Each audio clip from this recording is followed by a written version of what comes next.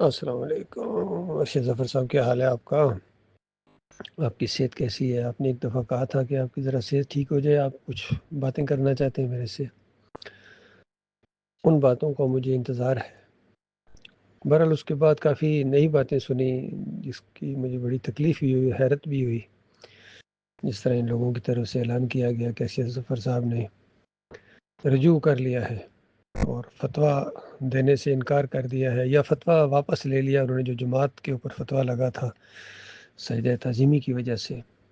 تو اب تو وہ خوش ہو گئے، لیکن مالک کو ناراض کر بیٹھے، آپ اپنے مالک اور خالق کو ناراض کر بیٹھے، کیونکہ یہ دعوت کی بنیاد ہی یہی تھی کہ دیکھو شرک نہیں کرنا ہے اور شرک کرنے والوں سے بیزاری کا اعلان کرنا ہے۔ پہلے ان کو سمجھاؤ، سمجھتے ہیں تو ٹھیک ہے، نہیں تو پھر للکارو۔ یہ الفاظ ہیں ڈاکٹر عثمانی رحمۃ اللہ علیہ کے، پھر للکارو ان طاغوتوں کو۔ اور اگر طاغوت کو للکارنے کی ہمت نہیں ہے تو یہ بھی الفاظ ہیں ڈاکٹر مسعود الدین عثمانی رحمۃ اللہ علیہ کہ پھر اللہ کی نگاہ میں مرتد ہو۔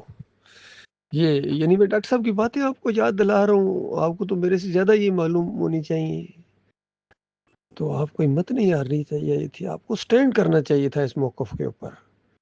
اور کس قدر آپ خوش ہوا کرتے تھے جب میں آپ کو بتاتا تھا، ہماری گفتگو ہوتی تھی ہر روز تقریباً، ہماری گفتگو ہوتی تھی، اور کس جوش و خروش کے ساتھ کہا کرتے تھے کہ ارشد بھائی میں تو یہ چاہتا ہوں کہ وہ جو ڈاکٹر صاحب والا موقف ہے وہ جو ہے نا بس اس کو بس اسی کے اوپر تو میں کھڑا ہوں، اسی کے لیے تو میں نے سر دھڑ کی بازی لگائی ہوئی ہے، اور میں نے بالکل کسی چیز کی پرواہ نہیں کی ہے، کیونکہ یہ دنیا عارضی ہے۔ اپنے مالک اور خالق کی وجہ سے ہم ان کو ناراض کر دیں یا ان کو ہم یعنی للکاریں تو ہمارا مالک خوش ہوگا۔ بس یہ دنیا کا ایک راز ہے، سمجھو کہ کون اپنے مالک کے ساتھ چمٹ گیا ہے کون اپنے مالک کی رضا چاہتا ہے، کسی اور کی نہیں۔ یہ وہ ذہن تھا جو ابو بکر صدیق کا تھا، عمر بن خطاب کا تھا، سارے صحابہ کے اندر یہی چیز نظر آتی ہے، تمام انبیاء کی یہی دعوت ہے۔ اس سے آپ یعنی کیوں پیچھے ہٹے ہیں؟ اس میں کیوں نرمی کی ہے؟ کیوں کمپرومائز کیا ہے؟ اور بہرحال ابھی بھی آپ کے وقت ہے، اگر یہ میری بات آپ کے دل میں اتر جائے تو ابھی بھی کھل کے اعلان کر دیں کہ میرا ان شرک کرنے والوں سے کوئی تعلق نہیں ہے۔ تو زندگی تو کسی ٹائم جا سکتی ہے، ایک دفعہ یہ سانس رک گئی تو دوبارہ کبھی بحال نہیں ہوگی، اور پھر کبھی یعنی اس کا کفارہ ادا نہیں کر سکیں گے، اور پھر ہمیشہ ہمیشہ کے لیے جہنم کی آگ کے اندر رہنا پڑے گا، بیوی بچوں سمیت، رشتہ داروں سمیت، جو بھی اس موقف میں آپ کا ساتھ دیں۔ پھر ایک لعنتوں کا لامتناہی سلسلہ شروع ہو جائے گا جو کبھی نہیں رکے گا۔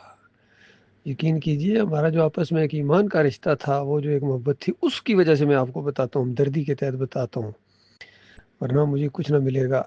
جہاں لاکھوں کروڑوں خربوں جہنم کی آگ کا ایندھن بن چکے ہیں، اگر اور کچھ چند اور لوگ بیچ میں چلے جائیں گے تو جہنم کو کیا فرق پڑے گا؟ وہ کہے گی حل من مزید، حل من مزید۔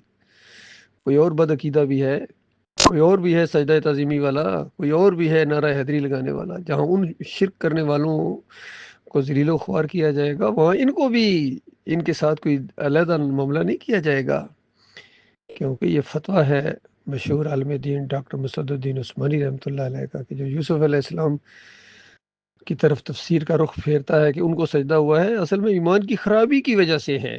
دیکھیں اس اللہ کے بندے کے الفاظ دیکھیں کہ جن کا ایمان صحیح نہیں ہوتا ہے وہ اس طرح تفسیر کرتے ہیں، تو انہوں نے جو اس طرح تفسیر کی ہے وہ اسی وجہ سے کی ہے، ان کے ایمان کے اندر خرابی تھی۔ اور آپ کو یاد ہوگا جب محمد حنیف نے آپ سے پوچھا تھا کہ آپ کا اس معاملے میں کیا موقف ہے، تو آپ نے کہا تھا کہ وہ جو ڈاکٹر عثمانی رحمۃ اللہ علیہ کا ہے یعنی اللہ کو سجدہ ہوا ہے، تو محمد حنیف نے کیا کہا تھا آپ کو؟ یہ تو شخصیت پرستی ہوئی، کتنا وہ شاطر آدمی تھا۔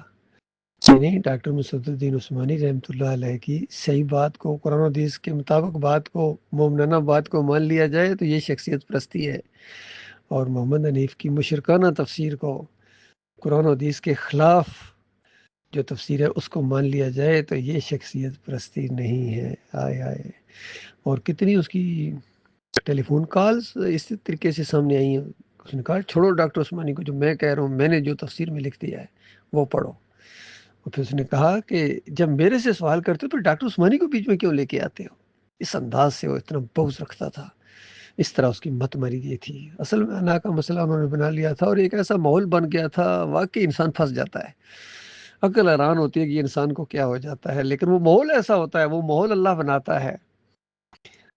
جس طرح اللہ نے ابلیس کو پھنسا دیا تھا، کس طرح وہ اکڑ گیا، آگے سے ڈٹ گیا، کیونکہ اس کی توہین ہوتی تھی اگر وہ بات مان لیتا۔ تو یہاں بالکل محمد حنیف کی وہی کیفیت تھی کہ اگر یہ مان لیا جائے ڈاکٹر عثمانی رحمۃ اللہ علیہ کی بات کو، تو پھر حضرت جی کی، امیر حضرت کی توہین ہوتی تھی۔ یہ ہوا ہے، میں نے ان چیزوں کو بڑی قریب سے دیکھا ہے، آپ دور تھے، لیکن افسوس کہ آپ سٹینڈ نہ کر سکے۔